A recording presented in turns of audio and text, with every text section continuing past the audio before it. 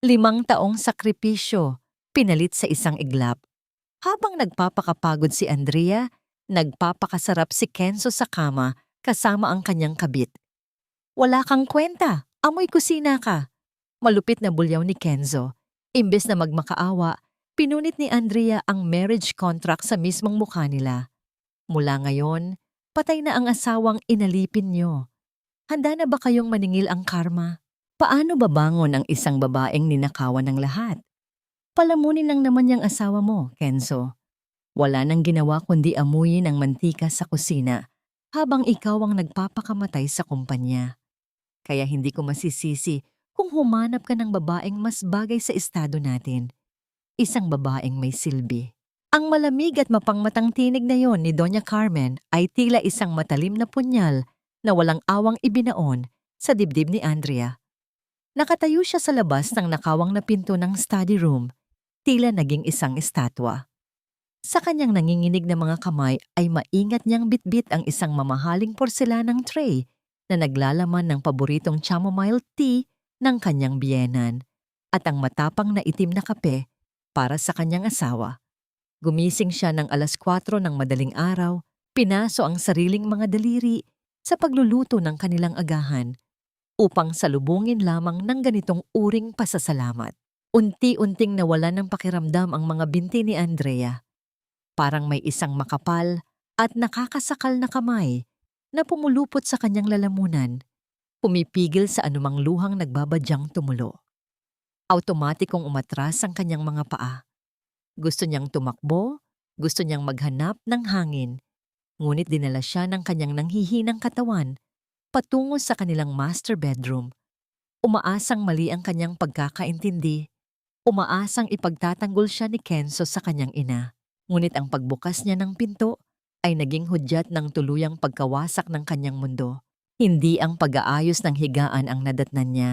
Nakaupo sa harap ng kanyang sariling vanity mirror ang isang babaeng nakasuot ng manipis na pulang bestida.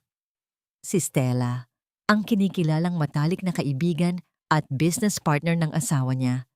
Nakatayo sa likuran nito si Kenzo, nakapikit habang mariing hinahalikan ang hubad na balikat ng babae. Ngunit ang mas nagpadilim sa paningin ni Andrea ay ang kislap ng isang pamilyar na bagay sa leeg ni Stella. Ang antigong kwintas na perlas na nag-iisang pamana ng yumaong ina ni Andrea bago ito bawian ng buhay. Ang kwintas na matagal na niyang hinahanap dahil akala niya ay naiwala niya sa paglilinis ng bahay. Ang pagbagsak ng tray mula sa mga manhid na kamay ni Andrea ay lumikha ng isang nakakabinging alingawngaw na bumasag sa kahalayan ng dalawa sa loob ng kwarto. Basag ang porselana, umagos ang mainit na kape sa sahig, at kasabay nito ay ang pagkadurog ng 5 taong sakripisyo ng isang tapat na asawa. Napalingon si Kenzo. Wala ni isang bakas ng gulat o paghingi ng tawad sa kanyang mga mata. Sa halip, rumehistro ang matinding inis sa kanyang muka habang iniaayos ang kwelyo ng kanyang polo. What the hell, Andrea? Hindi ka ba marunong kumatok? Malamig na bungad ni Kenzo. Na tila ba ang asawa pa niya ang nakagambala sa isang sagradong gawain. Huminga ng malalim si Andrea. Sinusubukang isalbabida ang natitirang piraso ng kanyang dignidad.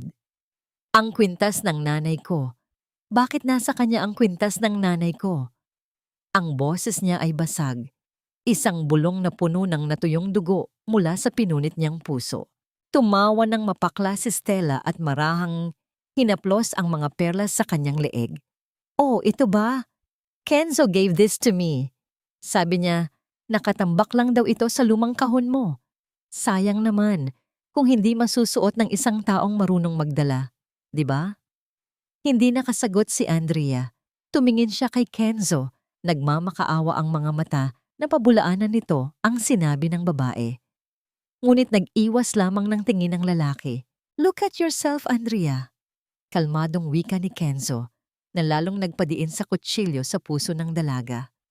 Ang dumi ng damit mo, amoy bawang ang buhok mo.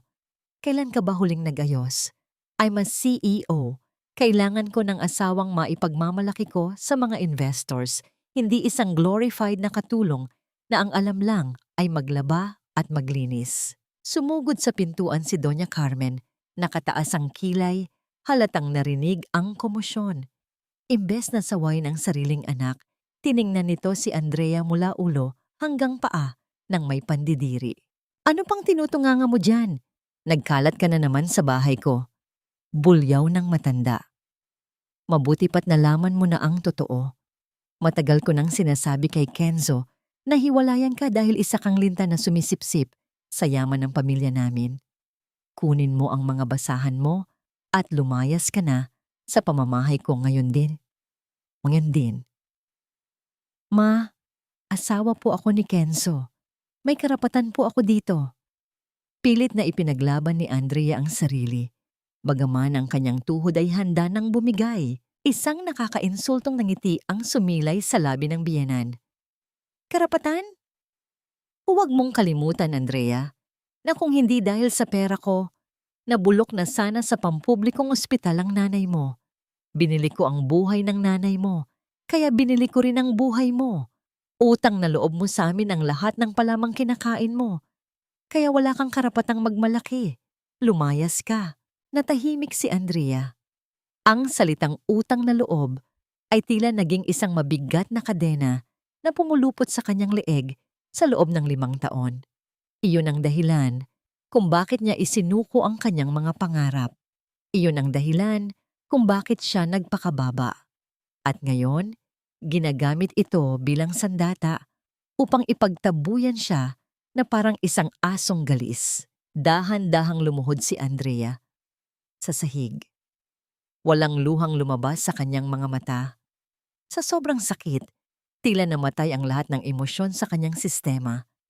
Isa-isa niyang pinulot ang mga basag na piraso ng porselanang tasa. Matalim ang mga dulo nito. Bumaon ang isang basag na bahagi sa kanyang hintuturo. Naglabas ng maiinit na patak ng dugo. Ngunit hindi siya dumaing. Wala itong panama sa labis na pagdurugo ng kanyang kaluluwa. Habang nakayuko, nahagip ng kanyang paningin ang ginagawa ni Stella. Pasimpleng isinilid ng kabit sa loob ng mamahaling Hermes, bag nito ang isang lumang itim na notebook mula sa ilalim ng unan. Ang notebook kung saan iginuhit ni Andrea ang lahat ng kanyang mga disenyo ng damit. Ang tanging yamang natitira sa kanyang pagkatao. Gusto niyang sumigaw. Gusto niyang bawiin ito, ngunit ang kanyang lalamunan ay tila tinakpan ng semento. Tumayo siya, hawak ang mga duguang piraso ng porselana at tahimik na inilapag ito sa ibabaw ng lamesa. Hindi na siya nag-impake, hindi na siya lumingon. Naglakad siya palabas ng mansyon na walang dalang anuman, kundi ang damit na suot niya at ang naghihingalong tibok ng kanyang puso. Malakas ang buhos ng ulan nang makalabas siya sa mataas na gate ng mga Kenzo. Bumabagsak ang malalamig na patak ng tubig sa kanyang balat. Hinuhugasan ang dugong natuyo sa kanyang daliri. Ngunit hindi nito kayang hugasan ang sakit na nakatanim sa kanyang dibdib. Naglakad siya sa gitna ng madilim na kalsada. Walang payong, walang pera, walang patutunguhan. Habang hinihila ang mga pagod na paa, isang matingkad na liwanag mula sa headlight ng isang sasakyan ang biglang sumilaw at tumama sa kanyang basang likuran. Isang makintab at itim na kotse ang dahan-dahang huminto sa kanyang likuran. Sa kalagitnaan ng matinding dilim at kawalan, isang tanong ang patuloy na umaalingaw-ngaw sa nanlalamig na isipan ni Andrea. Paano muling babangon ang isang babaeng pinatay na ang kaluluwa at ninakawan ng sariling pagkatao? Patuloy na bumuhos ang malakas na ulan. Hinuhugasan ang mga luha sa mukha ni Andrea habang tinatahak niya ang madilim na kalsada. Ang matalim na liwanag mula sa headlight ng itim na kotseng huminto sa kanyang likuran ay lumikha ng isang mahaba at malungkot na anino sa basang aspalto. Hindi siya lumingon. Wala siyang pakialam kung panganib man ang naghihintay sa loob ng sasakyang yon. Ang kanyang isip ay manhid at ang kanyang kaluluwa ay pagod na para matakot. Sa loob ng madilim na sasakyan ay may isang lalaking nakakuyom ang mga kamao, tahimik na pinagmamasdan ng kanyang pag-alis, ngunit hindi nito tinangkang lumabas. Dahan-dahang umabante ang kotse, nilampasan si Andrea At naglaho sa gitna ng malakas na bagyo, iniiwan siyang mag-isa sa pagharap sa puot ng kalikasan. Nanghina ang kanyang mga binti. Unti-unting napalitan ang naglalakihang mansyon at malalawak na kalsada ng makikitid at maputik na eskinita ng isang lumang palengke. Hinalo ng hangin ang amoy ng mga nabubulok na gulay at nakatenggang tubig sa kanal, isang napakalaking kabaligtaran sa halimuyak ng mga mamahaling bulaklak sa bahay ng mga Kenzo. Ngunit hindi iyon ininda ni Andrea. Kumakalam ang kanyang sikmura dahil sa matinding gutom. Nanunuot ang lamig sa kanyang mga buto. Nagsimulang manlabo ang kanyang paningin hanggang sa ang mga pundidong ilaw sa paligid ay naging mistulang mga umiikot na bituin. Nang hindi na makayanan ng kanyang katawan ang bigat ng lahat ng sakit at pagod, tuluyang bumigay ang kanyang mga tuhod. Bumagsak siya sa malamig at basang semento sa gilid ng isang saradong tindahan ng isda. Isinusuko ang sarili sa yakap ng kadiliman. Bumalik ang kamalayan ni Andrea hindi sa pamamagitan ng malamig na tubig o masakit na sampal, kundi dahil sa isang banayad na init. Unti-unti niyang iminulat ang kanyang mabibigat na talukap. Wala na ang magarang aranya ng ilaw na nakasanayan niyang makita tuwing umaga. Sa halip, isang kumukurap na pundidong bombilya ang nakasabit sa isang kinakalawang na bubong ng yero. Nakahiga siya sa isang manipis na papag na gawa sa pinagtagpi-tagping karton at lumang foam sa loob ng isang maliit at masikip na barong-barong. Sa kanyang tabi ay nakaupo ang isang matandang babae. Ang mukha nito ay inukit ng panahon at kahirapan, puno ng malalalim na kulubot. Si Lola Rosa, isang mananahi sa palengke. Ang mga kamay ng matanda na punong-puno ng kalyo at maliliit na peklat mula sa tusok ng karayom ay maingat at punong-puno ng pagmamahal na nagpupuna sa basang buhok ni Andrea gamit ang isang luma ngunit malinis na tuwalya. Isang simpleng galaw, ngunit tila ito isang mainit na kape na nagpatunaw sa nagaylong puso ni Andrea. Sa loob ng 5 taong paninilbihan niya sa pamilya ng kanyang asawa, kailanman ay hindi siya inalok ng isang basong tubig ng kanyang biyenan. Kahit na siya ay nilalagnat, kailanman ay hindi siya tinanong kung ayos lang ba siya. Ngunit dito, sa isang lugar kung saan ang lahat ay salat sa yaman, natagpuan niya ang kalinga na matagal na niyang pinapangarap. "Ligtas ka na rito, Ineng." Malumanay na bulong ni Lola Rosa. Ang boses nito ay parang isang oyayi ng isang tunay na ina.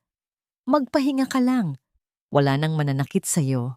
Ang haplos ng lumang tuwalya sa kanyang anit ay naging susi upang mabuksan ang nakakandadong damdamin ni Andrea. Isang mainit na patak ng luha ang kumawala mula sa kanyang mga mata, dahan-dahang gumapang sa kanyang namumutlang pisngi hanggang sa masundan ito ng sunod-sunod na paghikbi. Umiyak siya ng walang ingay, ibinubuhos ang lahat ng hinanakit sa pagkawala ng kanyang pamilya, ng kanyang dignidad, at ng kanyang pangarap. Habang pinagmamasdan ang pag-iyak ng dalaga, saglit na natigilan si Lola Rosa. Nanliit ang mga mata ng matanda, tila may pilit na inaalala. Ang hugis ng mga mata ni Andrea, ang kurba ng kanyang baba, at ang maliit na nunal sa gilid ng kanyang tainga ay nagbigay ng isang pamilyar na kirot sa dibdib ng matanda. Tila ibinalik siya nito sa isang alaala, ilang dekada na ang nakalilipas. Aakma sana siyang magtanong tungkol sa pangalan ng mga magulang ng dalaga nang biglang mabasag ang katahimikan. Sa sulok ng masikip na kwarto, nagsimulang umugong ang isang luma at makapal na telebisyon. Ang malabong screen nito na puno ng mga gumagalaw na linya ay unti-unting luminaw, nagpapakita ng isang live na balita mula sa isang sikat na entertainment channel. Akmang tatayo si Lola Rosa upang hinaan ang tunog nito, ngunit biglang nanigas ang buong katawan ni Andrea. Ang kanyang mga mata ay nanlaki at ang tibok ng kanyang puso ay naging kasing bilis ng mga kabayong tumatakbo. Sa screen, nakatayo si Kenzo. Ang kanyang mukha ay maaliwalas, suot ang kanyang pamilyar at mayabang na ngiti. habang ang kanyang braso ay mahigpit na nakapulupot sa baywang ni Stella. Si Stella na nagliliwanag sa harap ng mga kamera ay nakasuot ng isang napakagandang bestida na may masalimuot na detalye ng mga perlas at puntas. Ang tinig ng reporter ay malinaw na umalingaw-ngaw sa loob ng maliit na barong-barong. Ibinabalita ang nalalapit na grand launch ng bagong luxury fashion line ng kumpanya ni Kenzo na pinangungunahan umano ng kanyang napakagaling at henyong fiancé na si Stella. Napatigil sa paghinga si Andrea. Pinilit niyang ibangon ang sarili mula sa higaan, hindi iniinda ang matinding pagkahilo.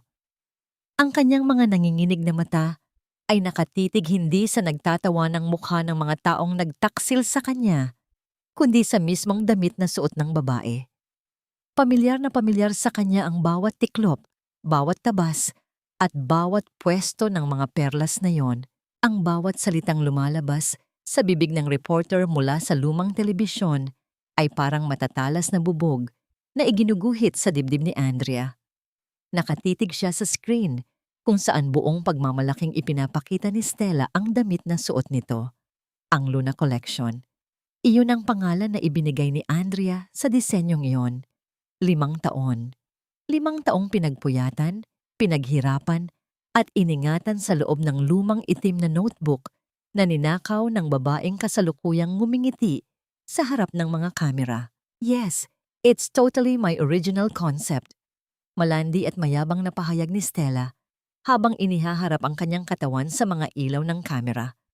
Ang inspirasyon ko dito ay ang liwanag ng buwan na lumalaban sa dilim ng gabi.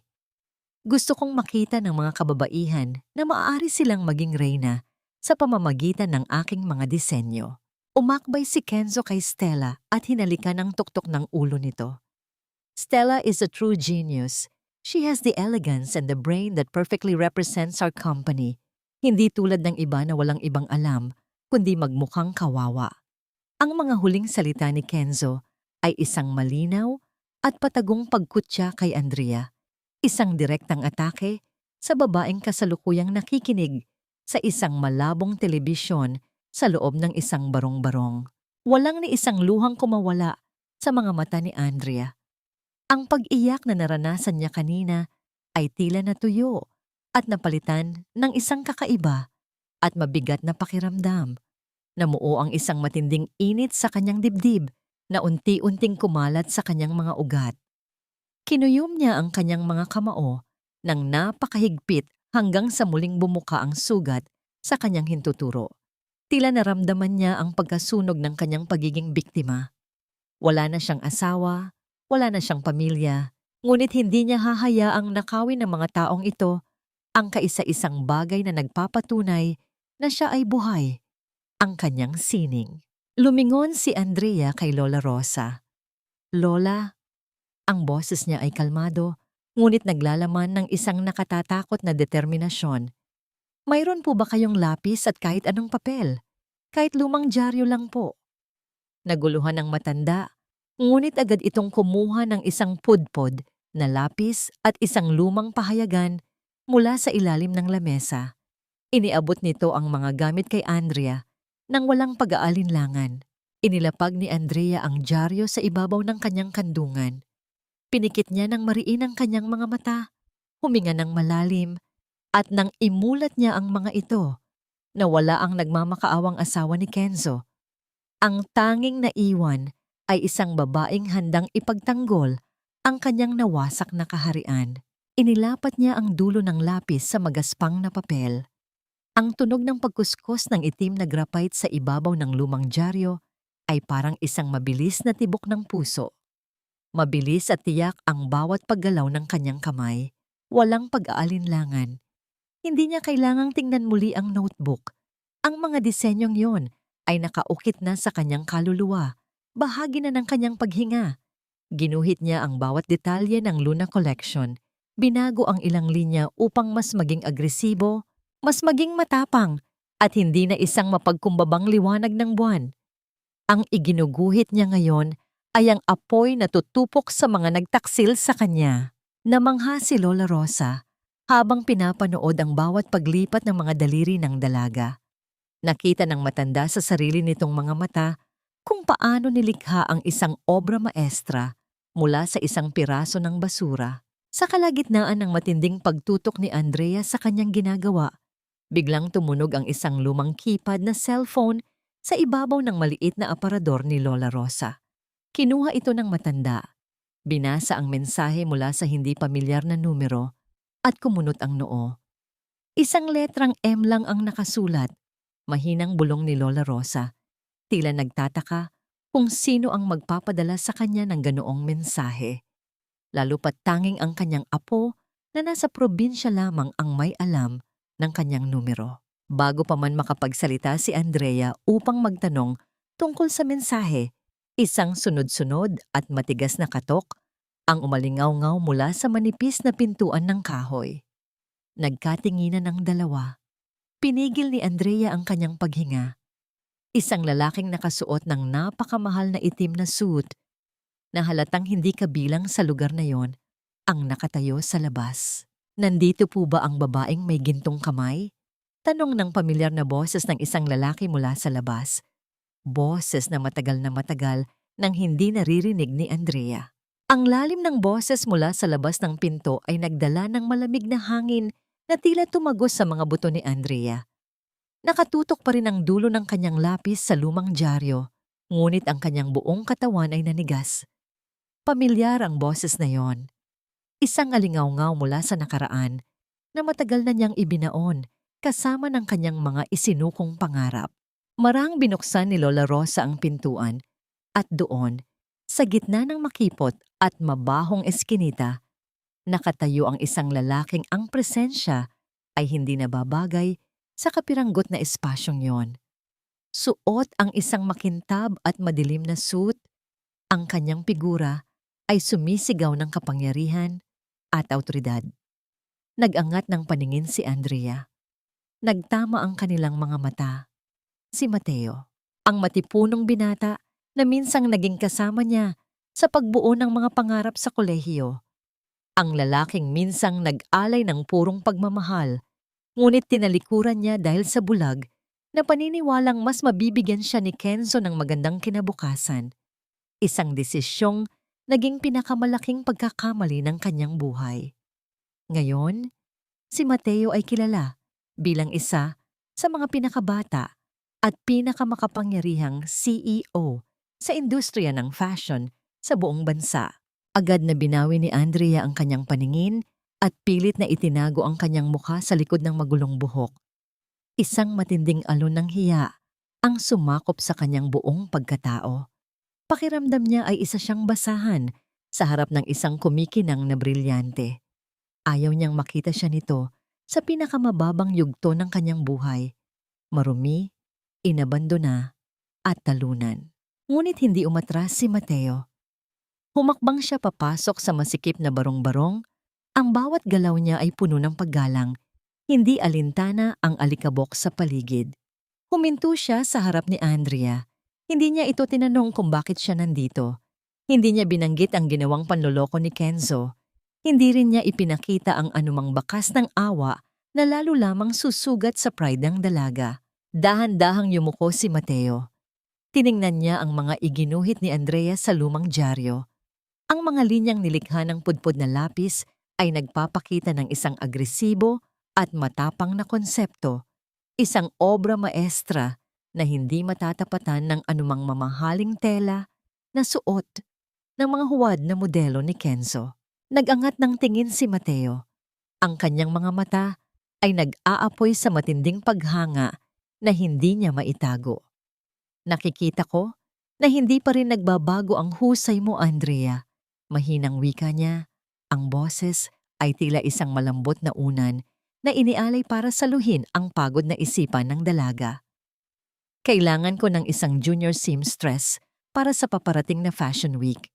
Hindi kalakihan ang pasweldo, ngunit sapat para makapagsimula ka ulit. Tingin mo ba, kakayanin ng mga kamay mo? Napatitig si Andrea sa lalaki. Walang halong panunumbat, walang pahiwatig ng limos. Inaalok siya nito ng trabaho. Inaalok siya nito ng dignidad. Nanginginig ang mga kamay ni Andrea. Hindi sinasadyang nabitiwan niya ang lapis. Gumulong ito papunta sa sapatos ni Mateo. Yumuko ang lalaki upang pulutin ito. Ngunit imbes na basta lamang iabot, maingat niyang ibinalik ang lapis sa nanginginig na palad ni Andrea. Ang saglit na pagdampi ng kanilang mga daliri ay nagpadaloy ng isang hindi maipaliwanag na init na nagpabilis sa tibok ng puso ng dalaga. Huwag mong hayaang mawala ang sandatang ito, Andrea. Makahulog ang bulong ni Mateo. Ang kanyang mga mata ay nanatiling nakatitig sa mga mata ni Andrea. Isang matamis na ngiti ang sumilay sa labi ni Lola Rosa habang pinagmamasdan ang dalawa. Nararamdaman ng matanda na nagsisimula nang gumulong ang gulong ng tadhana. Ngunit ang hindi nila alam, sa labas ng maliit na barong-barong, sa gitna ng dilim na pilit itinatago ng gabi, may isang figurang nagmamasid. Isang sunod-sunod na pagkislap ng matalim na puting liwanag, ang paulit-ulit na bumasag sa kadiliman. Isang tauhan na inupahan ni Doña Carmen, ang lihim na kumukuha ng litrato ni Andrea habang kausap ang isang hindi kilalang lalaking nakasuot ng mamahaling damit. Ang mga litratong yon ang magiging bala ng biyenan upang tuluyang durugin ang natitirang reputasyon ng dalaga. 2 araw ang lumipas matapos ang hindi inaasahang pagkikita ni Andrea at Mateo. Sa loob ng maliit ngunit malinis na patahian na ibinigay sa kanya ng binata bilang bahagi ng kanyang unang sweldo, abala si Andrea sa pagsukat ng mga murang tela. Binuhos niya ang lahat ng kanyang atensyon sa paglikha. Sinusubukang ibaon ang alaala ng nakaraan sa bawat tahi at tabas. Ngunit ang kapayapaang pinipilit niyang buuin ay mabilis na winasak ng isang balita na gumimbal sa social media. Sa isang sikat na entertainment blog, kumalat na parang apoy ang malinaw na litrato ni Andrea na nakatayo sa harap ni Mateo sa labas ng barong-barong ni Lola Rosa. Ang headline ay naglalaman ng nakakalasong kasinungalingan. Ex-wife ni Kenzo pinalayas dahil nahuling nakikipagkalaguyo sa sikat na CEO. Kasunod nito ay ang isang video message mula kay Doña Carmen, umiiyak, nagkukunwaring biktima, at sinasabing labis daw ang ginawang pagtitiis ng kanyang anak sa pangangaliwa ng manugang. Pinalabas pa nilang ang pag-ampon di umano ni Kenzo kay Stella bilang bagong head designer ay isang hakbang para maisalba ang kumpanya matapos itong iwan ni Andrea. Nakita ni Andrea ang balita sa screen ng kanyang lumang cellphone. Ang kanyang mga kamay ay nanlamig. Ang paghinga niya ay naging mabigat. Tila ba ang lahat ng maling ibinibintang sa kanya ay unti-unting nagiging katotohanan sa kanyang isipan. Baka nga wala akong kwenta, bulong ng isang tinig sa kanyang utak. Baka kaya ako iniwan ni Kenzo dahil hindi talaga ako sapat. Ang lasong itinanim ng gaslighting ni Doña Carmen ay muling gumagapang sa kanyang sistema. Pinipilit siyang maniwalang siya ang may kasalanan sa lahat ng nangyari. Bago pa man tuluyang lamunin si Andrea ng kanyang sariling pangamba, bumukas ang pinto ng patahian. Pumasok si Mateo. May dalang ilang rolyo ng mga dekalidad na Italian silk na hindi pa nakikita sa merkado. Hindi niya binanggit ang kumakalat na tsismis. Wala siyang dalang pahayagan o nagpakita ng awa sa kanyang mukha. Inilapag ni Mateo ang mamahaling tela sa ibabaw ng lamesa at tumingin kay Andrea na animoy walang nangyari. I need your hands on these, Andrea. Only your talent can bring justice to this fabric. Seryosong wika niya. Pinararamdam sa dalaga ang kanyang tunay na halaga at pinapawi ang anumang pagdududa nito sa sarili. Napatitig si Andrea kay Mateo. Isang luha ang nagbabadyang tumulo mula sa kanyang mga mata. Ngunit hindi dahil sa sakit, kundi dahil sa ginhawang makaramdam ng pagtitiwala. Bago pa man siya makasagot, isang malakas na pagtulak sa pinto ang bumasag sa katahimikan. Bumulaga sa kanilang harapan si Kenzo. Ang mukha nito ay namumula sa galit at sa kanyang kamay ay mahigpit na nakakuyom ang ilang pahina ng dokumento. Ang galing mo rin talaga, Andrea, sigaw ni Kenzo. Ang boses ay umaalingaw-ngaw sa buong silid. Hindi ka pa nga nakakalabas ng tuluyan sa buhay ko. Ginagamit mo na agad ang katawan mo para makakuha ng pondo sa kalaban ko. Akmang susugod si Kenzo upang saktan si Andrea at pilitin itong pirmahan ng annulment papers at isang non-disclosure agreement, NDA, na naglalayong patahimikin siya tungkol sa orihinal na author ng Luna Collection. Ngunit bago pa man siya makalapit, isang matipunong figura ang humarang sa pagitan nila. Si Mateo. Nakatayo siya ng matuwid, hindi gumagamit ng anumang marahas na kilos. Ngunit ang kanyang presensya ay parang isang pader ng semento.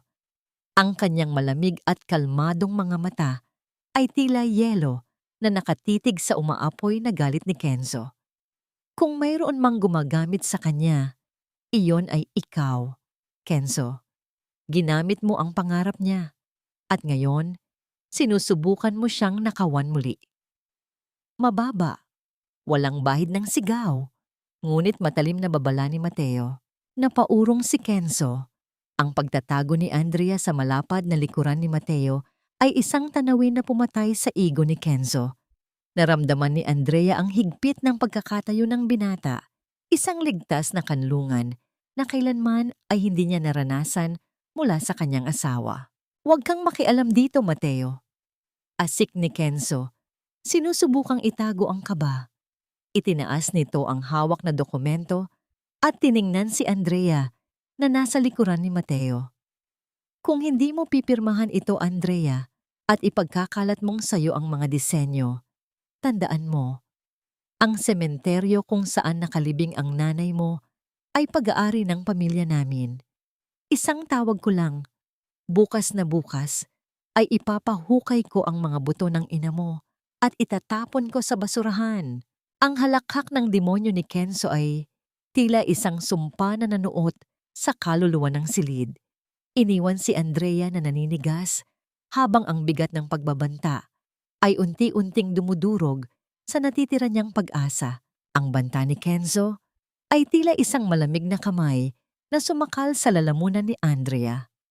Ang libingan ng kanyang ina, ang kaisa-isang sagradong lugar na natitira para sa kanya. Ang isiping hahayaan niyang malapastangan ang mga labi nito ay isang bangungot na hindi niya kayang sikmurain. Naramdaman ni Mateo ang matinding panginginig ng dalaga sa kanyang likuran. Dahan-dahang lumabas si Andrea mula sa pagkukubli kay Mateo.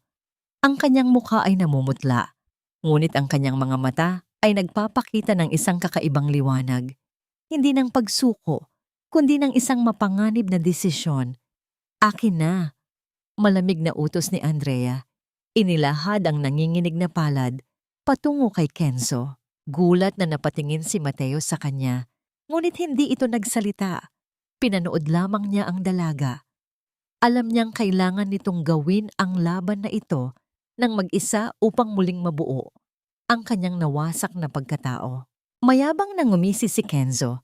Mabilis na inabot ang ballpen at ang mga pahina ng annulment papers at non-disclosure agreement. Inilapag ito ni Andrea sa ibabaw ng lamesa, sa tabi ng mamahaling telang dala ni Mateo. Tinitigan niya ang mga letra sa kontrata na nagsasaad na isinusuko niya ang lahat ng karapatan sa Luna Collection, kapalit ng kanyang kalayaan at kapayapaan ng libingan ng kanyang ina. Bago idampi ang dulo ng ballpen, mabilis na sumulyap si Andrea sa isang maliit na sugnay sa ilalim ng pahina, isang batas na madalas mapagwalang bahala ng mga mapagmataas na negosyante tulad ni Kenzo. Ang sugnay na nagbabawal sa alinmang partido na gumawa ng malawakang pagbabago sa orihinal na disenyo ng walang abiso. Isang patibong na inilatag ni Andrea sa mismong notebook bago pa man ito manakaw ni Stella. Kung ang sino mang gagamit ng disenyong yon ay hindi nakakaalam ng nakatagong sikreto ng mga tahi, siguradong masisira ang buong koleksyon. Mariing idiniin ni Andrea ang ballpen sa papel at pumirma. Mabilis, walang pag-aatubili. Kinuha ni Kenzo ang dokumento nang may matinding pagmamalaki, tiningnan ang pirma ng dalaga bilang patunay ng kanyang tagumpay. Good choice, Andrea. Hayaan mong bigyan kita ng payo. Nakangising wika ni Kenzo bago tumalikod. Maghanap ka na ng ibang trabaho dahil sa industriyang ito, ang pangalan mong Andrea ay kasing halaga na lang ng basahan. Tuluyang umalis si Kenzo, iniiwan ang kanyang mapang-insultong halakhak sa hangin. Nang marinig nila ang pag-andar at pag-alis ng sasakyan ng lalaki, agad na inabutan ni Mateo ng isang basong tubig si Andrea. "Bakit mo ginawa yon?" tanong ni Mateo. Ang kanyang boses ay puno ng pag-aalala, ngunit may halong paghanga. Uminom ng tubig si Andrea at pinakalma ang sarili. "Kailangan kong putulin ang utang na loob, Mateo. Habang nakatali ako sa kanila, hindi ako makakalipad. At ang pirma ko sa papel na iyon ang magiging mitya ng sarili nilang pagkasira." Ngumiti si Mateo. Isang ngiti na nagpapahiwatig na naiintindihan niya ang pinaplano ng dalaga. Sabay nilang ininom ang mainit na kapeng inihanda ni Lola Rosa kanina. Isang tahimik na kasunduan sa pagitan ng dalawang kaluluwang nagkakampihan para sa hustisya. Nagsimula silang maglatag ng mga bagong disenyo sa lamesa. Naging sentro ng usapan ang paparating na National Fashion Week, ang pinakamalaking entablado kung saan nakatakdang ilunsad ni Stella ang ninakaw na Luna Collection. Sa kabilang banda, sa loob ng isang marangyang opisina, abala si Stella sa pagtingin sa pinal na listahan ng mga kalahok para sa Fashion Week. Ang kanyang noo ay unti-unting nangunot nang makita niya ang huling pangalan sa listahan, isang imbitadong bisita ng pangunahing sponsor ng event. Ang nakasulat lamang ay isang misteryosong sagisag, Anonymous Designer, AN. Ang sumunod na mga araw ay naging isang walang katapusang karera laban sa oras para kay Andrea. Ang maliit na patahian ni Lola Rosa ay napuno ng nagkalat na mga tela, pinagtabasan, at mga sketch na mabilis na ginuhit mula sa kanyang utak papunta sa papel. Dahil hindi niya maaaring gamitin ang pangalan ng Luna Collection, lumikha siya ng bago, isang mas matapang na bersyon na pinamagatan niyang Phoenix. Sa ilalim ng malabong ilaw ng bumbilya, walang tigil ang paggalaw ng mga kamay ni Andrea. Hindi siya gumagamit ng malalaking makina para sa mga masiselang detalye. Mano-mano niyang tinatahi ang mga manipis na hibla ng ginto sa ibabaw ng itim na seda. Matinding pagod ang bumalot sa kanyang mga mata, ang kanyang likod ay namamanhid, ngunit ang determinasyon sa kanyang dibdib ay naglalagablab. Sa kalagitnaan ng matinding konsentrasyon, nadulas ang pino, ngunit matulis na karayom mula sa kanyang hawak, at bumaon ito ng malalim sa gilid ng kanyang hintuturo. Napangiwi si Andrea at automatikong nabitiwan ng tela. Sumirit ang isang maliit na butil ng madilim na dugo mula sa kanyang balat. Agad niyang dinala ang daliri sa kanyang bibig upang sipsipin ang dugo. Iniiwasang mantsahan ang mamahaling telang binili ni Mateo. Bumukas ang pinto. Pumasok si Mateo mula sa malamig na hangin ng madaling araw. May dalang mainit na lugaw sa isang lalagyan. Agad niyang napansin ang mukha ni Andrea na namimilipit sa sakit. Ibinaba niya ang pagkain sa lamesa at mabilis na lumapit sa dalaga. Nakita ni Mateo ang bahagyang pagdurugo ng daliri ni Andrea. Hindi siya nagsalita ng kung ano-anong panunumbat o pangaral na katulad ng madalas gawin ni Kenzo kapag nakakagawa si Andrea ng pagkakamali. Sa halip, malumanay niyang kinuha ang nanginginig na kamay ng dalaga. Nanigas si Andrea nang maramdaman ang init ng palad ng binata na pumulupot sa kanyang malamig na kamay. Inilabas ni Mateo ang isang maliit na first aid kit mula sa kanyang bulsa. Tila palagi itong handa para sa kanya. Maingat niyang nilinis ang sugat gamit ang cotton ball na may gamot. Habang nakayuko si Mateo, napaanganga si Andrea. Ang distansya nila ay napakalapit, kaya't naramdaman niya ang maligamgam na hininga ng lalaki na dumadampi sa kanyang mga daliri sa tuwing ito ay humihinga. Isang kakaibang alon ng kuryente ang gumapang mula sa kanyang kamay patungo sa kanyang dibdib, nagpapabilis sa tibok ng kanyang puso. Ito ang uri ng pag-aalaga na hindi niya naranasan bilang asawa. Isang alagang hindi humihingi ng kapalit, hindi nagpapabigat, kundi nagpapagaan ng pakiramdam. Pagkatapos lagyan ng band-aid ang sugat, hindi agad binitawan ni Mateo ang kamay ni Andrea. Tumingala siya at nagtama ang kanilang mga mata. Sa loob ng ilang segundo, tila huminto ang pag-ikot ng mundo.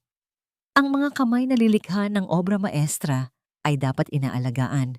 Bulong ni Mateo. Ang kanyang boses ay tila isang malambot na balabal na ipinatong sa nanlalamig na kaluluwa ng dalaga.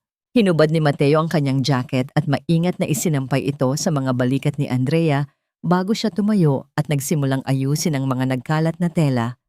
Tiningnan ni Andrea ang lalaki habang inaamoy ang halimuyak ng pabango nito na naiwan sa jacket. Isang matagal na nakalimutang pakiramdam ng pagpapahalaga sa sarili ang muling namukadkad sa kanyang puso. Ngunit ang tahimik nilang mundo ay biglang ginambala ng pag-vibrate ang cellphone ni Mateo mula sa bulsa ng kanyang pantalon. Tiningnan ng lalaki ang screen, kumunot ang noo, at mabilis na pinatay ang tawag. Isang pangalan ng babae ang saglit na umilaw sa screen bago ito nagdilim. Hindi ito sinagot ni Mateo na nag-iwan ng isang maliit na katanungan sa isip ni Andrea, ngunit pinili niyang manahimik.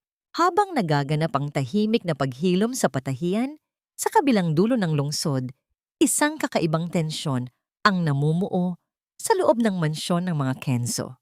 Madaling araw na, ngunit gising pa si Doña Carmen. Nakatayo siya sa harap ng malaking vault sa kanyang opisina. Nanlalaki ang mga mata. Ang tunog ng mga papel at dokumentong pinakukalkal niya ay punong-puno ng pagkataranta. Ang malaking halaga ng pondo na dapat sana ay gagamitin para sa pagpapalawak ng kumpanya ay unti-unting nawawala. At ang tanging tao na binigyan niya ng access sa account bukod kay Kenzo nitong mga nakaraang linggo ay ang babaeng pinagkakatiwalaan nila ng lubos, si Stella. Nagsimulang gumuho ang mundo ni Doña Carmen nang matuklasan niyang ninanakaw ni Stella ang pondo ng kumpanya. Ngunit imbes na humarap sa katotohanan, pinili niyang ipagsawalang kibo ang nakita. Hindi niya kayang tanggapin na ang babaeng ipinagmamalaki niyang bagong manugang ay isang magnanakaw.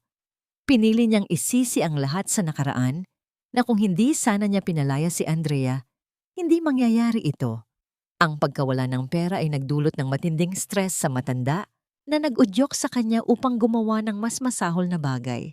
Kinabukasan, sa loob ng mataong opisina ng kumpanya, abala si Stella sa paggawa ng kanyang mga disenyo. Ang lamesa nito ay puno ng magagarang tela, ngunit ang kanyang mukha ay salamin ng matinding pagkadismaya. Hindi ko maintindihan ang mga patterns na ito, Kenzo. Sigaw ni Stella. Pinunit ang isang mamahaling tela na tila ba walang halaga. Ang mga iginuhit ni Andrea sa lumang notebook ay masyadong masalimuot, masyadong detalyado, at masyadong malalim para maintindihan ng isang taong walang tunay na pagmamahal sa sining. Pinilit ni Kenzo na maging kalmado, ngunit ang kaba ay unti-unting gumagapang sa kanyang dibdib. Nagsisimula na siyang magduda sa kakayahan ni Stella. Ang kanyang ina ay nagagalit dahil sa pagbaba ng pondo ng kumpanya at ngayon naman, ang disenyo ng kanyang fiancé ay hindi matapos-tapos. Ang pagyayabang niya sa media tungkol sa pagiging henyo ni Stella ay tila isang malaking bula na handa ng pumutok. Huwag kang mag-alala, Stella. Malapit na ang Fashion Week. Wala nang makakapigil sa atin. Pilit na pag-aalo ni Kenzo, bagaman ang kanyang boses ay nanginginig. Sa kabilang banda, si Doña Carmen ay hindi mapakali. Ang mga chismis tungkol kay Andrea at Mateo ay unti-unting nawawala dahil sa mabilis na pagpapaliwanag ng kumpanya ni Mateo na kailangan lang nito ng isang seamstress para sa isang proyekto. Ngunit ang pagdami ng paghanga sa anonymous designer na si AN ay tila isang malaking banta sa posisyon ni Stella. Pakiramdam niya ay may hindi magandang mangyayari. Hindi ko hahayaang sirain ng Andrea na yan ang lahat ng pinaghirapan namin, Kenzo. Galit na sigaw ni Doña Carmen. Ang kanyang mukha ay namumula. Tiyakin mong walang ibang makakapagpakita ng mga gawaing iyan sa Fashion Week. Kailangan nating sirain sila. Inutusan ni Doña Carmen ang kanyang tauhan na hanapin ang address ng lihim na patahian ni Andrea. Matagal na nilang sinusubaybayan ang bawat galaw ni Andrea. Madaling araw noon, ang barong-barong ni Lola Rosa ay tahimik na nakatayo sa gitna ng dilim. Walang katao-tao sa kalsada. Lihim na lumapit ang tauhan, may dalang isang balde ng gasolina. Maingat niyang ibinuhos ang nakakalasong likido sa paligid ng patahian na tila ba ang pangarap ni Andrea ay isang damo lamang na dapat patayin. Ang mabahong amoy ng gasolina ay unti-unting lumaganap sa hangin. Sinisip-sip ang tahimik na gabi. Tanging ang tunog ng pag-agos ng likido mula sa balde ang bumasag sa katahimikan. Ang nakakalasong amoy ng gasolina ay tila isang babala na hindi naubusan ng panahon si Andrea. Sa loob ng patahian, abala siya sa paglalagay ng mga huling detalye sa kanyang centerpiece, ang damit na sumisimbolo sa kanyang pagbangon mula sa mga abo.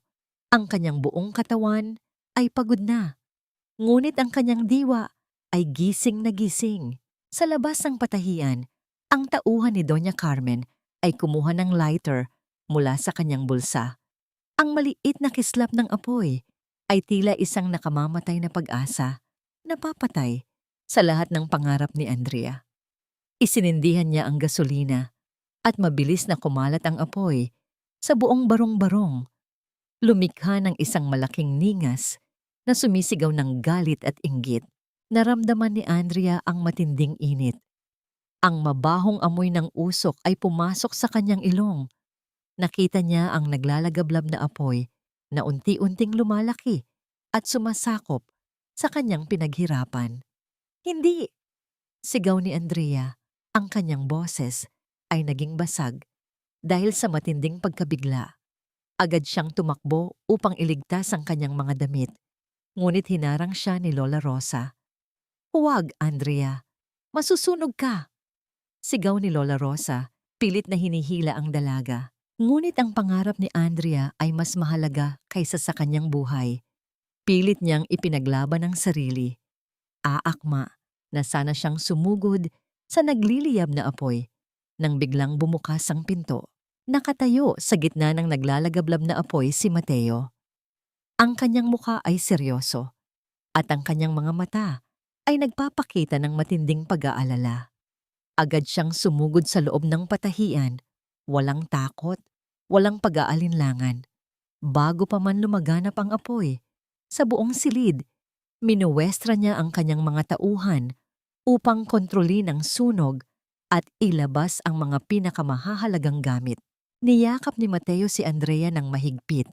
Ang kanyang katawan ay tila isang matibay na kalasag na pumoprotekta sa dalaga mula sa panganib. Naramdaman ni Andrea ang kanyang tibok ng puso.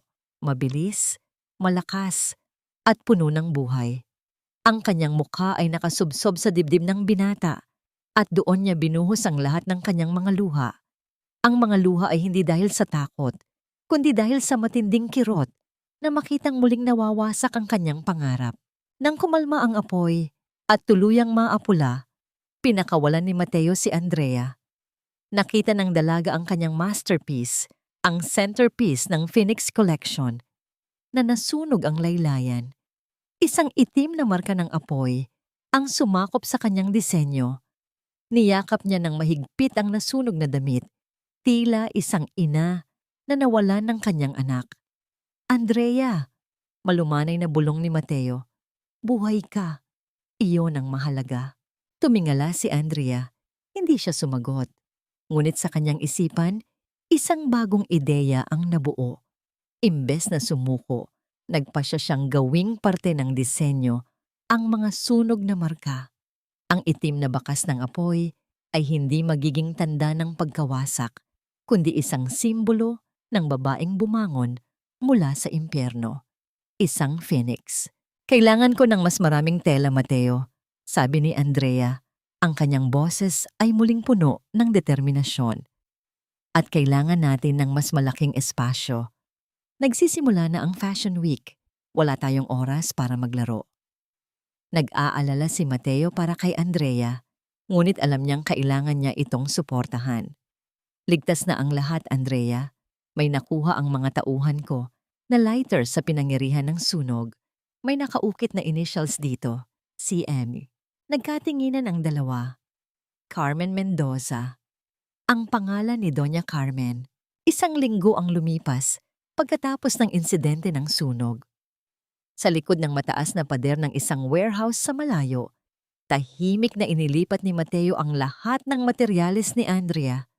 Isang malaki, ngunit simpleng espasyo ang inilaan niya para sa dalaga, malayo sa kapahamakan at sa mapanirang mata ng mga Kenzo. Ngunit ang warehouse na yon ay hindi lamang naging isang patahian. Ito ay naging isang tahanan kung saan ang bawat tahi ay may kasamang pag-asa at bawat tabas ay may kasamang pangarap. Isang gabi, dumating si Kenzo sa kanyang opisina nang may malaking nangisi sa labi. May hawak siyang isang gintong imbitasyon, ang formal na imbitasyon para sa National Fashion Week. Ang imbitasyon ay nagmula sa VIP sponsor ng event at nakasaad doon na isa si Kenzo sa mga magiging hurado. Hindi niya alam na ang sponsor ay walang iba, kundi ang kumpanya ni Mateo. Tingnan mo ito, Estela. Mayabang na wika ni Kenzo, iwinagayway ang imbitasyon. Isang malaking karangalan para sa atin. Siguradong ikaw ang magiging bida sa event na ito. Panalo na tayo bago pa man magsimula ang laban. Ngumiti si Stella, ngunit sa loob niya ay hindi pa rin siya kumpiyansa. Bagaman natapos niya ang kopya ng mga disenyo ni Andrea, alam niyang may kulang, isang kaluluwa. Dumating ang araw ng Fashion Week. Ang malaking convention center ay napuno ng naglalakihang mga ilaw, malakas na musika, at nagkikislapang mga kamera. Ang mga sikat na fashion critics, magazine editors, at VIP guests ay nakaupo sa kanilang mga pwesto, puno ng pananabik sa kung anong bagong disenyo ang kanilang masasaksihan.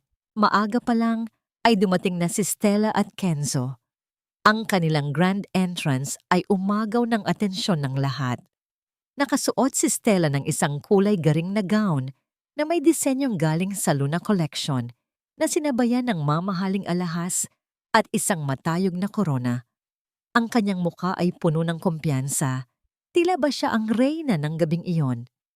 Kinamayan nila ang mga bisita, kinukunan ng litrato ng mga media, at mayabang na nagpahayag tungkol sa kanilang bagong koleksyon. Sa malayo, nakangiting plastik na pinagmamasdan sila ni Doña Carmen, ipinagmamalaki ang manugang na si Stella. Sa likurang pintuan, sa gitna ng kaguluhan ng mga modelo at makeup artists, tahimik na pumasok si Andrea. Nakasuot siya ng isang simpleng itim na damit at ang kanyang mukha ay bahagyang natatakpan ng isang itim na maskara, hindi upang itago ang kanyang pagkakakilanlan, kundi upang bigyang pugay ang tema ng kanyang koleksyon. Kasama niya ang kanyang mga modelo na lahat ay may suot na maskara at may dalang isang kakaibang aura ng misteryo at kapangyarihan. Nakaupo si Mateo sa VIP seat, malayo sa entablado, ngunit sapat na upang makita ang lahat ng nangyayari. Ang kanyang mga mata ay nanatiling kalmado, ngunit ang kanyang puso ay puno ng matinding suporta. Lihim siyang sumusulyap sa backstage kung saan alam niyang naroon si Andrea, abala sa paghahanda para sa pinakamalaking laban ng kanyang buhay. Ladies and gentlemen, malakas na wika ng announcer. Maligayang pagdating sa National Fashion Week. At ngayon, narito na ang inaasahan nating lahat. Hayaan nating salubungin ng buong paghanga ang Luna Collection na idinisenyo ng ating henyong si Miss Stella Gomez. Nagsimula ang musika. Isang nakakabinging ingay yamang ng pagpalakpak ang umalingaw-ngaw sa buong convention center. Lumabas ang unang modelo ni Stella. Suot ang eksaktong kopya ng orihinal na disenyo ni Andrea. Matangkad, maganda, at matapang ang paglakad ng modelo. Ang mga manunood ay humanga. Hindi nila alam na ang kanilang pinagbubunyi ay isang pekeng sining. Sa ilalim ng matinding spotlight, rumampa ang sunod-sunod na modelo ni Stella. Suot ang mga damit na kinuha mula sa orihinal na disenyo ni Andrea. Nakangiti si Stella habang pinapanood ang kanyang mga modelo. Ipinagmamalaki ang kanyang mga likha. Sa kanyang tabi, buong pagmamalaking nakaupo si Kenzo, habang si Doña Carmen ay pilit na iniayos ang sarili upang kunan ng mga kamera. Ngunit sa gitna ng pagbubunyi ng mga walang muwang na manonood, nagsisimulang magbulungan ang mga fashion critics at ang mga hurado. Si Kenzo, na malapit sa kanila, ay napansin ang pagkunot ng noo ng isang kilalang kritiko. Ang mga damit ni Stella ay maganda sa malayo, ngunit kapag nilapitan, makikita ang ilang pagkukulang. Ang mga tahi ay hindi pulido, ang tabas ay hindi tama, at ang ilang detalye ay tila pinilit. Isang kilalang fashion journalist ang lihim na nagtala sa kanyang notebook. Maganda ang konsepto, ngunit tila walang kaluluwa. Isang katawan na walang buhay. Nag-umpisa ng kabahan si Doña Carmen. Napansin niyang ang kanyang anak, si Kenzo, ay pinagpapawisan. Ang mga ngiti ni Stella ay hindi na kasing kumpiyansa tulad ng kanina. May mali. Ramdam niya. Kenzo, ano ang nangyayari? Bulong ni Doña Carmen. Bakit parang hindi masaya ang mga critics? Hindi ko alam, ma. Bulong ni Kenzo. Pero parang may kulang. Sa backstage, sa dilim ng entablado, nakatayo si Andrea. Ang kanyang mukha ay kalmado, ngunit ang kanyang mga mata ay nananatiling nakatutok sa bawat galaw sa harap. Narinig niya ang mga bulungan, naramdaman niya ang unti-unting pagdududa ng mga tao. Alam niyang nagsisimula nang gumana ang kanyang patibong. Ang hidden signature, ang sinadyang pagkakamali sa kanyang mga pattern, ay unti-unting inilalantad ang pagiging peke ng Luna Collection ni Stella. Sa isang pagkakataon, habang rumarampa ang isang modelo ni Stella, hindi sinasadyang natastas ang laylayan ng kanyang damit. Isang maliit na ingay ang lumabas sa mikropono at ang mga audience ay nagulat. Agad itong inayos ng modelo at nagpatuloy sa paglakad, ngunit nakita na ng lahat ang kapalpakan. Lalo pang bumaba ang kumpiyansa ni Stella. Sumulyap siya kay Kenzo na tila humihingi ng tulong. Ngunit si Kenzo ay nag-iwas ng tingin. Unti-unti nang naglalaho ang kanyang paghanga sa babaeng ito. Sa VIP area, kalmadong nakaupo si Mateo. Ngumiti siya ng makahulugan habang pinagmamasdan ang reaksyon ng mga hurado. Mayroon siyang maliit na papel na ipinasa sa head judge kanina. Hindi ito isang sulat ng reklamo, kundi isang maliit na tala tungkol sa isang new interpretation of classic fashion na maglalabas ng tunay na kakayahan ng isang anonymous designer.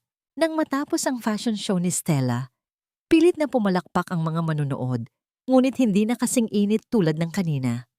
Ang ilang kritiko ay nagsimulang magsulat ng kanilang mga opinyon at ang iba ay nagsimulang mag-exit. Bago pa man makapaglakad si Stella sa harap upang magpasalamat, tumayo ang announcer. Maraming salamat sa Luna Collection ni Miss Stella Gomez at ngayon, narito na ang inaasahan nating lahat. Hayaan nating salubungin ang ating anonymous designer. Ipinapakilala ang The Phoenix Collection. Biglang pinatay ang lahat ng ilaw sa entablado.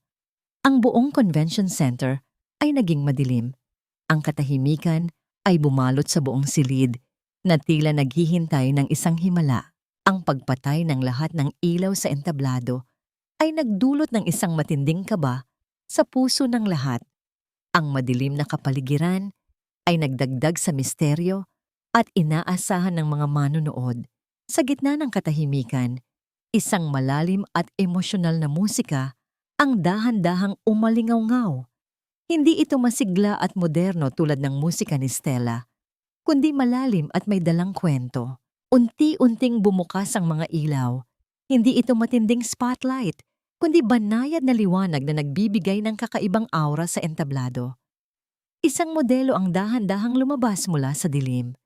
Suot nito ang isang itim na gown na may palamuti ng gintong mga tahi na tila mga apoy na gumagapang sa tela. Ngunit ang pinakamahalaga ay ang bahagyang nasunog na laylayan ng damit, isang markang hindi nakakasira, kundi nagdaragdag ng kakaibang kagandahan. Ang mga manunood ay napaanganga. Ang mga fashion critics ay nagsimulang magbago ng kanilang mga ekspresyon.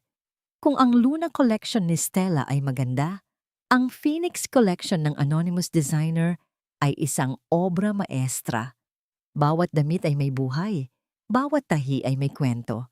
Ang mga disenyo ay gumamit ng parehong konsepto ng buwan at bituin, ngunit may mas matapang na bersyon ng isang babaeng lumaban sa dilim at muling nabuhay mula sa mga abo.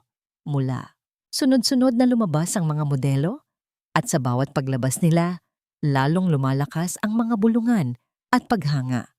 Ang kanilang mga maskara ay nagdagdag ng misteryo, ngunit ang kanilang mga damit ay nagpapakita ng isang malakas na mensahe. Ang pinakasentro ng koleksyon ay ang damit na may markang sunog. Isang itim na gown na may mga gintong tahi na tila mga bagong pakpak ng isang phoenix. Sa VIP area, nakita ni Kenzo at Stella ang lahat ng ito. Ang kanilang mga mukha ay namumutla at ang kanilang mga mata ay nanlalaki sa matinding pagkabigla. Ang mga damit ni Stella na pinagtawanan kanina ay biglang nagmukhang basahan kumpara sa mga likha ng anonymous designer. Hindi ito maaaring mangyari. Bulong ni Stella, ang kanyang boses ay nanginginig. Ang mga disenyo niya, mas maganda sa akin. Tumayo si Mateo. Hindi siya pumalakpak ng marahas, kundi dahan-dahang pumalakpak na may ngiti sa kanyang labi na nagpapahiwatig ng kanyang pagmamalaki. Ang mga manunood, kasama ang mga fashion critics at hurado, ay dahan-dahang tumayo. Walang nang salita, walang nang bulungan. Ang kanilang mga mata ay puno ng luha ng paghanga at pagkamangha. Binigyan nila ng standing ovation ang mga likha ng anonymous designer. Nang matapos ang fashion show, unti-unting lumabas si Andrea mula sa dilim ng backstage. Suot pa rin niya ang kanyang simpleng itim na damit at maskara. Dahan-dahan niyang inalis ang maskara. Ang kanyang mukha ay hindi nagpapakita ng kahit anong emosyon, kundi isang kalmadong kumpiyansa. Nagulat ang lahat. Walang ni isa ang umasa na ang anonymous designer ay walang iba, kundi ang dating asawa ni Kenzo na si Andrea. Nagulantang si Stella. Sumugod siya sa entablado, ang kanyang muka ay namumula sa galit at inggit.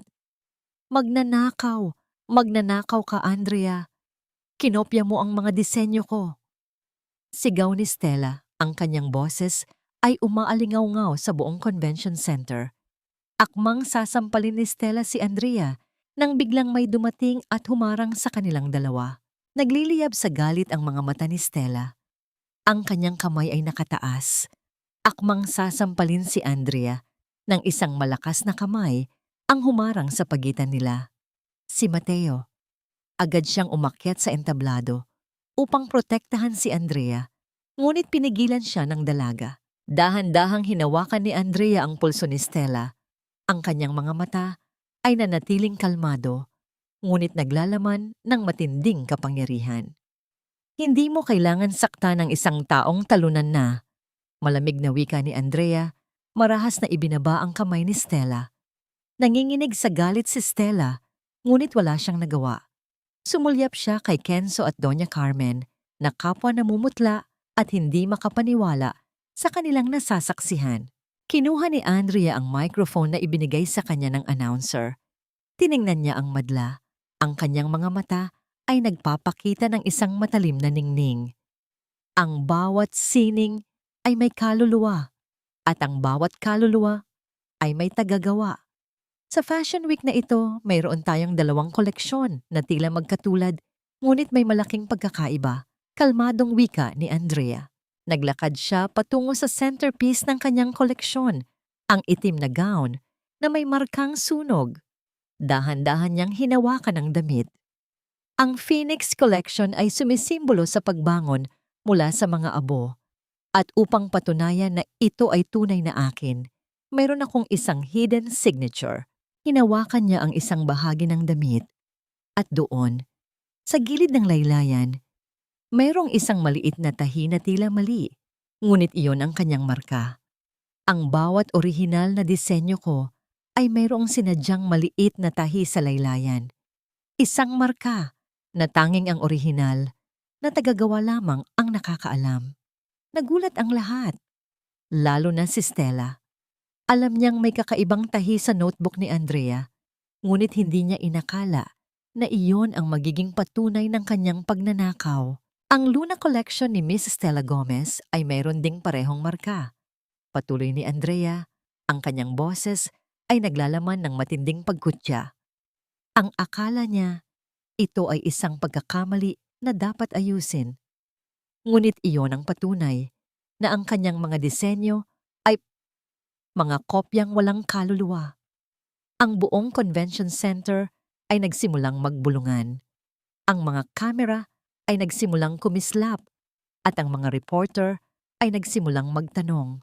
Namumutla si Kenzo. Mabilis siyang lumapit kay Stella at pilit na hinihila ito paalis. Umalis na tayo rito, Stella. Nakakahiya.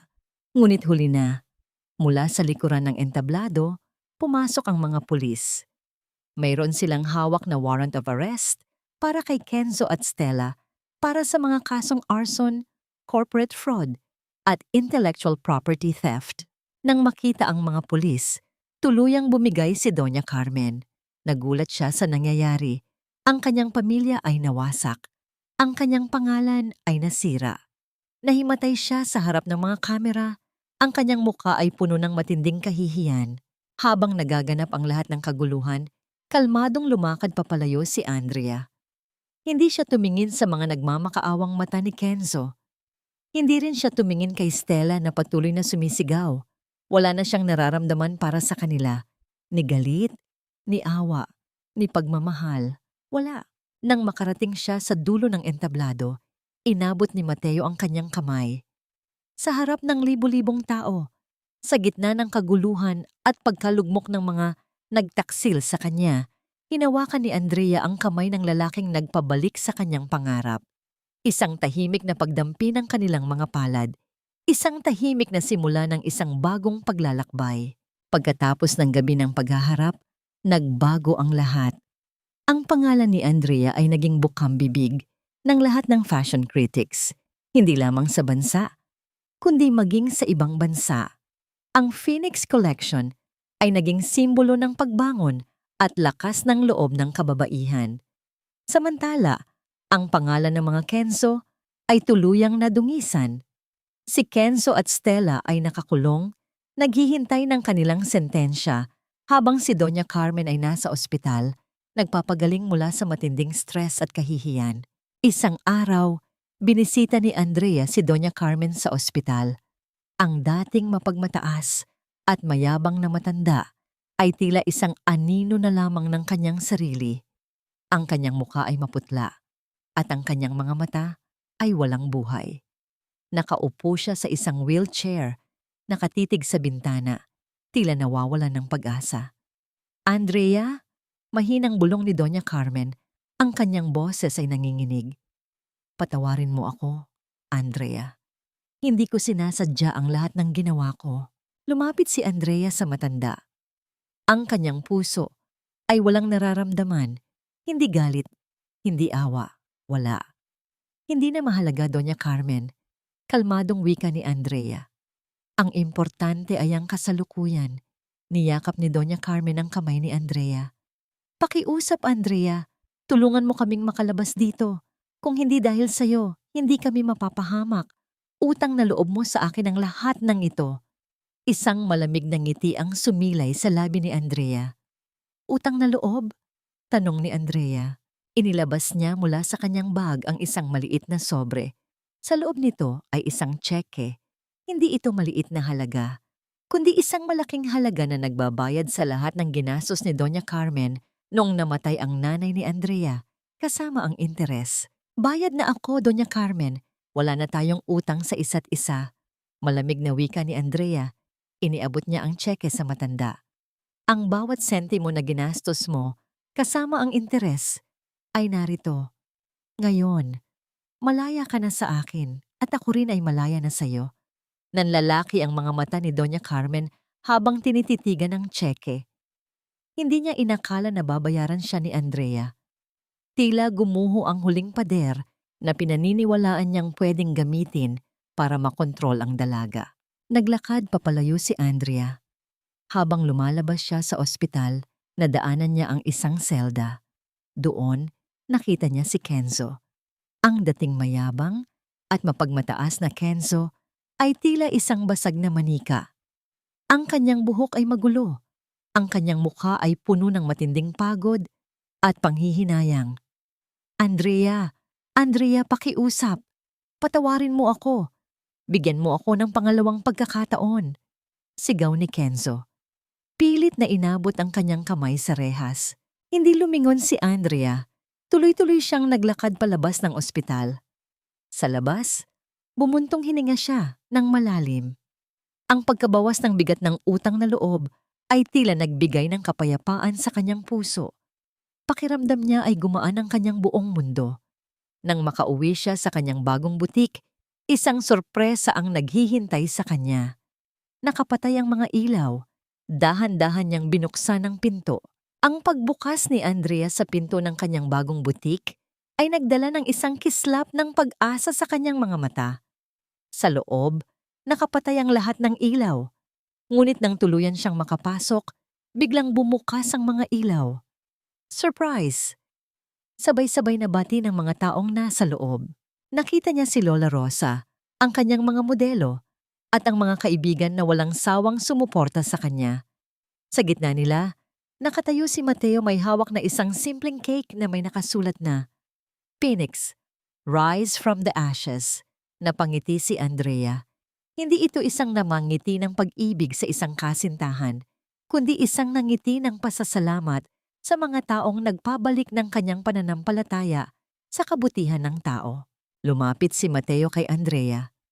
Hindi siya nagpropose ng kasal ng enggrande, ni hindi siya nagbigay ng mamahaling singsing.